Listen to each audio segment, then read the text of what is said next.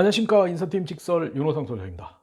오늘은 멀리 안산에 와 있습니다. 우리 신한은행과 중소벤처기업연수원에서 하는 프로그램을 진행하고 있는데요. 오늘 이렇게 진행하다 보니까 좀 궁금한 게 아니고 친구들이 많이 궁금해하는 거.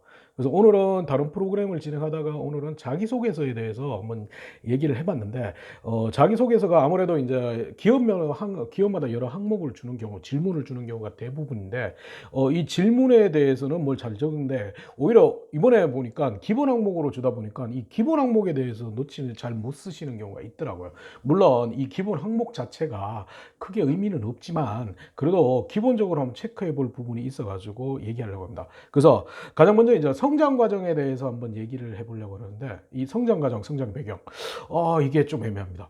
이게 과거에는 왜 물었을까를 생각했는데, 과거에는 성장 과정, 성장 배경은 큰 의미를 뒀습니다. 왜냐하면 어떤 가정 환경, 어떤 부모님 밑에서 성장했느냐가 본인의 강점과 직접 연결될 수 있다라는 부분에서 고민을 많이 했었는데, 솔직히 요즘에는 좀 뒤집어 얘기하자면 큰 의미는 없습니다. 왜? 기본적으로 여러분들의 지원자들의 대부분의 부모들이 비슷한 직업을 가지고 있고요. 그러다 보니까 특별하게 부모님에 대해서, 가정 환경에 대해서는 별로 묻고 싶은 얘기는 없다는 걸 좀 기억했으면 좋겠어요. 그렇기 때문에 이 성장 과정에서 너무 부모님 이야기, 오히려 자칫 잘못 쓴다면 본인의 이야기는 없고 부모님만 자랑하는 경우가 많은데, 이거는 좀 아니라고 봅니다. 그래서 이 성장 과정조차도 그러면 뭘 해야 되냐? 성장 과정에서 뭐 그러면 부모님을 안 쓰면 어떤 걸 쓸 거냐? 이거 직무랑 연결한다? 이거 좀 위험하지 않을까요? 그래서 실제 이 직무라고 연결하다 보니까 이 직무를 연결하면 공대생들은 어렸을 때 뭔가를 자꾸 분해했다고 하고, 그 엄밀히 와서 이제 금융권, 은행권들의 지원자들은 대부분이 뭐냐? 어렸을 때 금전출납부 용돈기입자를 경험했고 모든 모임에서 총무를 회계했다. 이거 좀 너무 직무랑 연결하니까 이게 솔직히 좀 애매합니다. 왜?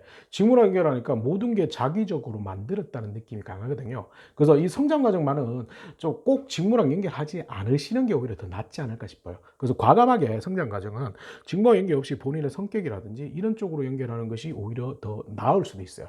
그래서 그렇다고 해가지고 이걸 본인의 성격 이런 걸 한다고 해가지고 뭐 전체적인 일대기, 초등학교 때 뭐 했고요, 중학교 때 뭐 했고요, 고등학교 때 뭐 했고, 이거는 더 의미가 없어요. 그래서 성장 과정을 좀 생각할 때 잘 생각할 부분은 좀 집중을 했으면 좋겠다. 집중. 그래서 자칫 잘못하면 일대기를 쓰고 그다음에 다양한 역량들, 다양한 장점들을 강조하다 보면 오히려 하나도 전달하지 못하는 경우가 있거든요. 그래서 이거는 좀 심플하게 본인의 장점을 좀 하나 간략하게 집중하는 것이 오히려 더 의미가 있을 수도 있어요.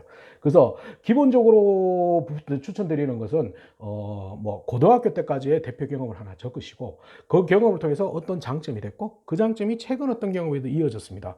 이게 오히려 더 심플한 구조고 가장 명확하게 보일 수 있는 구조가 아닐까 싶어요. 그렇기 때문에 조금 더 선택과 집중을 해가지고 다양한 일대기, 그 다음에 뭐 이런 걸 적는, 부모님 이야기를 적는 것보다는 그런 게 더 낫고, 차라리 또 부모님을 적더라도 솔직히 뭐 아버님이 자립신강에서 저 또한 자립신강에 있었나? 이거는 너무 유전적인 느낌이 든다는 거. 그래서 그것도 아니라는 거 실제.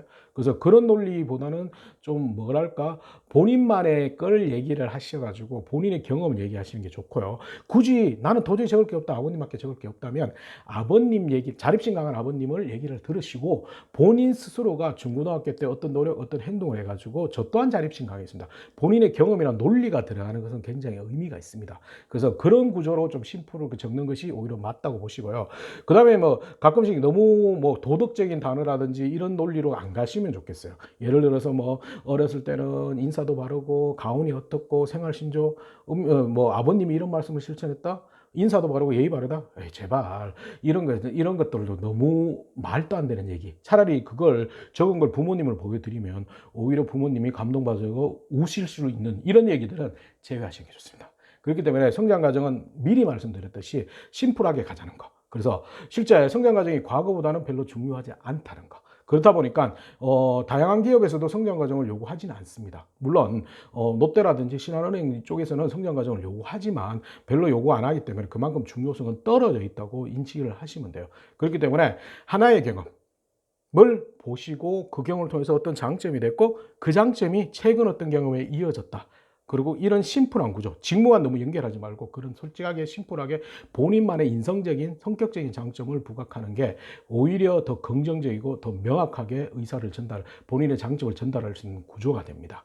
그렇기 때문에 성장 과정 다시 한번 부모님 얘기, 그 다음에 옛날 너무 부모님 감동할 얘기 이런 거 제외하고 본인 얘기에 집중하셔가지고 본인 경험에서 심플하게, 그리고 너무 다양한 걸 전달하지 마시고 심플하게 핵심적인 거 한두 개만 전달한다는 논리로 접근하시는 게 좋습니다. 오늘은 성장 과정에 대해서 말씀드렸고요. 뭐 나머지 또 구체적으로 뭐 필요하신 부분 있으면 질문 남겨주시면, 댓글에 남겨주시면 또 그 부분에 대해서 컨텐츠를 만들어 드리도록 하겠습니다. 오늘은 성장 과정에 대해서 말씀드렸습니다. 다음에 또 봐요.